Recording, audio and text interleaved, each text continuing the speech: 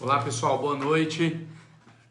Acabei de chegar da Câmara dos Deputados, a gente encerrou há pouco uma votação longa, cansativa, que durou aí 2 dias. A gente concluiu há pouco a votação das alterações do projeto de lei 3267 de 2019, que promove aí alterações no Código de Trânsito Brasileiro, principalmente nas regras relativas à validade e à suspensão da CNH, a Carteira Nacional de Habilitação. Parece que é uma notícia velha, né, André? Mas a mídia já tinha divulgado isso ontem, mas ainda dependia de várias decisões que foram tomadas por nós deputados hoje no plenário da Câmara. Então teve aí algumas mudanças e eu vou relatar aqui para vocês como ficou cada ponto, tá bom? E a gente vai falar também aqui um pouco sobre o auxílio emergencial. Eu recebi aí várias demandas de ontem para hoje, várias dúvidas, e eu vou passar aqui para vocês o que está faltando aí para a Caixa e para o Ministério da Cidadania liberar o calendário da terceira parcela. Então vamos lá, vamos já, sem perder tempo aqui, iniciar pelo projeto de lei que nós aprovamos hoje. Repito, projeto de lei 3.267 de 2019, que é um projeto de lei que altera o Código de Trânsito Brasileiro. Vamos lá, vou citar aqui para vocês, de forma rápida, as principais alterações. Primeira delas, a partir de agora, se você conseguir se identificar quando você for parado numa blitz, por exemplo, você não vai sofrer nenhuma penalidade por não estar portando a CNH, por não estar com ela nas mãos. Então, se você tiver ali um documento de identificação e por aquele documento for possível checar na base de dados e verificar lá que você está tudo ok, que você está habilitado, que não tem nenhum impedimento, está ok, está valendo, você está liberado. Outra alteração importante, a CNH agora, apesar de que na prática isso já acontecia, mas agora legalmente ela passa a valer como um documento de identificação em todo o território brasileiro. Então agora ela é de forma oficial um documento de identificação. Outra questão muito significativa que foi aprovada, a suspensão do direito de dirigir, da permissão para dirigir, né? Da suspensão da carteira de habilitação. Hoje, se você levar 40 pontos, 20 pontos, perdão, é a regra atual. Se você levar 20 pontos na sua carteira de habilitação, você perde ela. A partir de agora, com a nova lei, esse limite passa a 40 pontos. Ah, André, mas aí isso é uma autorização para matar, a pessoa vai poder fazer o que quiser? Não é bem assim. A gente colocou ali algumas imposições. Por exemplo, se a pessoa tiver cometido uma falta gravíssima, ao invés de 40 pontos, com 30 pontos ela já perde a carteira dela. E se ela cometer 2 ou mais infrações gravíssimas, ela perde o direito de dirigir com 20 pontos, igual é hoje. Então, pessoal, qual que é o objetivo desse projeto? Acabar com a máfia das multas, acabar com a indústria das multas.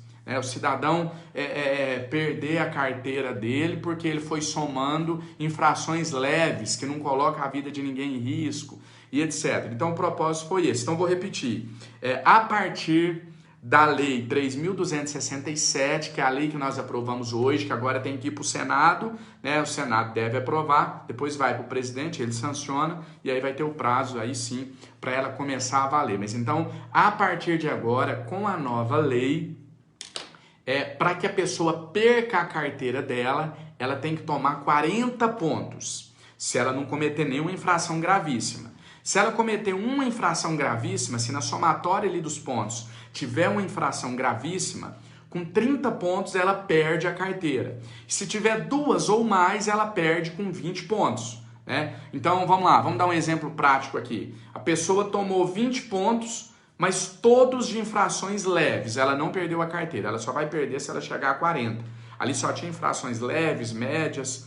Segundo exemplo, a pessoa chegou nos 20 pontos, mas dentro desses 20 pontos tem 2 infrações gravíssimas incluídas. Ela vai perder a carteira dela nos 20 pontos, exatamente como é hoje, tá bom? Então, mas no geral, se não tiver infração gravíssima, 40 pontos, então dobrou a tolerância aí para perder a carteira. Outra questão importante, isso aqui eu falei para o público comum, né? Agora para os profissionais, as pessoas que são motoristas, né? Que exercem atividade remunerada de condução de veículo. Para essas pessoas, o limite foi para 40 pontos, independente do tipo de infração, mas quando ela atingir 30 pontos, ela vai passar por uma reciclagem, ok?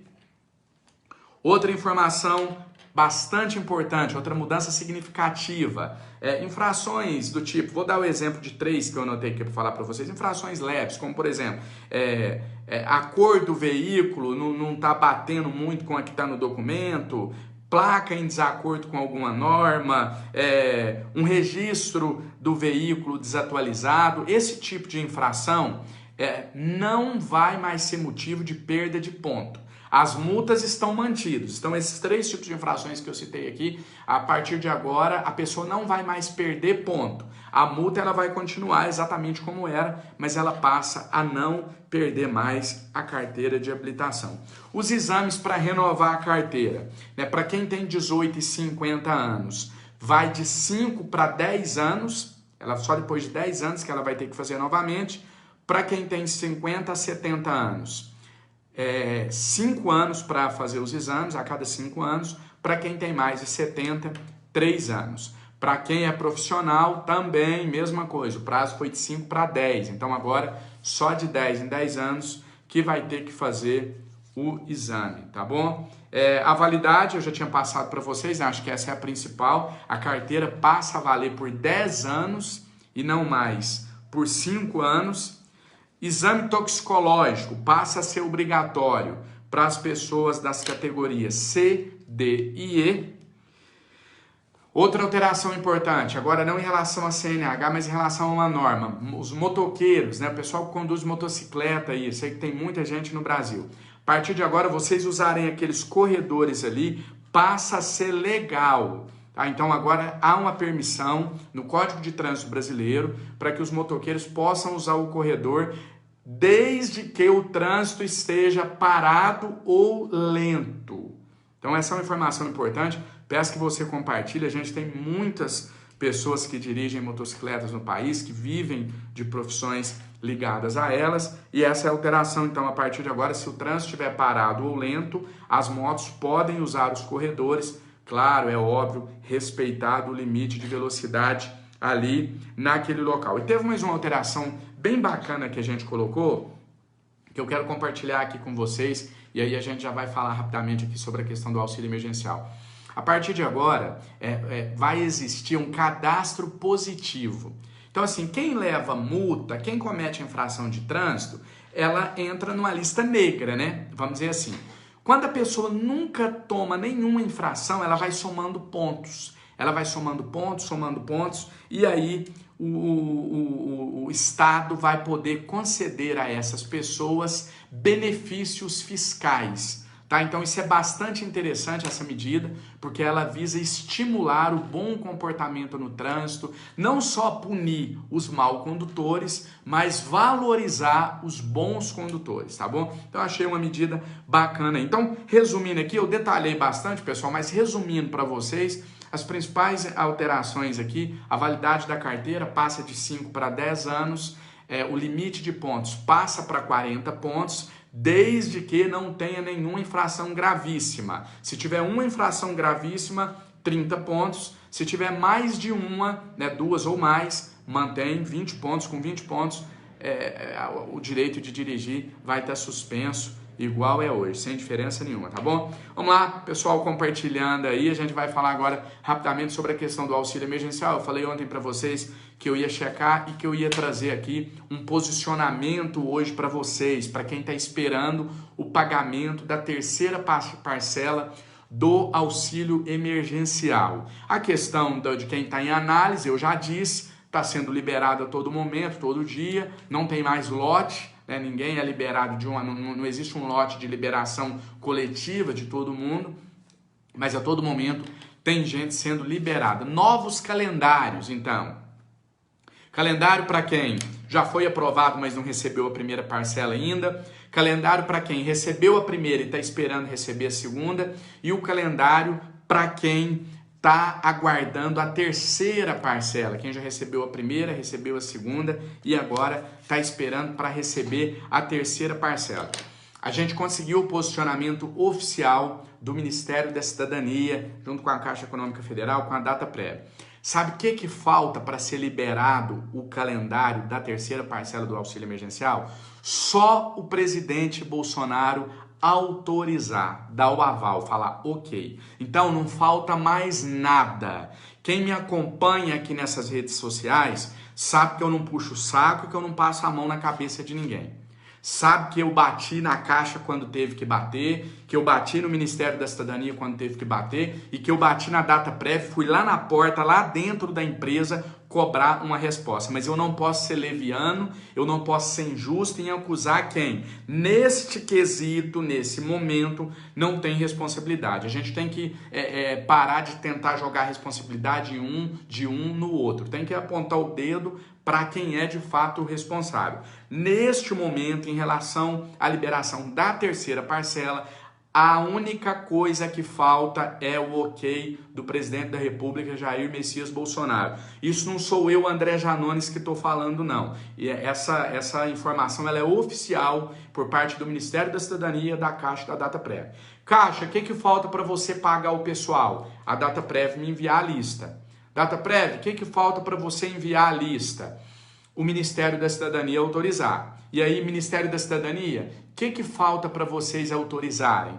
Não, a gente já fez o calendário da terceira parcela, só está esperando o presidente Bolsonaro dar o ok. Então, assim, não é uma luta fácil, né? A gente percebe aí um grande jogo de interesses por trás. As pessoas que em 2018 faturaram mais de R$28 mil estão fora de receber o auxílio. A gente já tinha que ter feito uma sessão do Congresso para poder incluir essas pessoas, derrubando o veto do presidente. A sessão da semana passada foi cancelada, não foi marcada outra. Dia 2 de julho está aí. Se até lá a gente não votar, não adianta votar mais, porque aí não se pode mais pedir o auxílio. Quem não se inscreveu até dia 2 de julho não pode mais se inscrever. Então eu preciso que vocês me ajudem.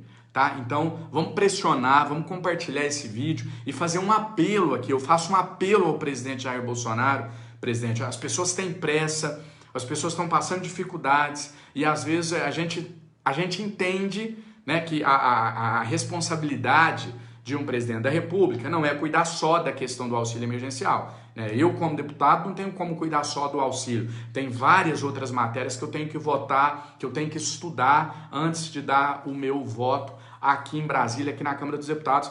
As responsabilidades de um presidente, óbvio que são ainda maiores. Mas quem tem fome, tem pressa, tem muita gente esperando esse calendário, esperando para receber. Então fica aqui o meu pedido, o meu apelo para você que está assistindo, que você compartilhe essa live para a gente pressionar, para ver se a gente consegue aí o mais rapidamente possível. O compromisso da Caixa continua mantido, tá? De que até depois de amanhã, sexta-feira, o calendário da terceira parcela vai ser liberado. Mas a explicação de por que não foi até hoje é que falta o aval do presidente da República. E aí, a gente, se Deus quiser, vai ter a liberação na sexta-feira, tanto do calendário da terceira parcela, quanto do calendário da segunda, para quem só recebeu uma, e o calendário da primeira, para quem já foi aprovado e não recebeu nenhuma parcela, tá bom? Pessoal, as informações de hoje eram essas. A gente trabalhou muito aí nessa questão das alterações do Código de Trânsito, uma matéria muito polêmica,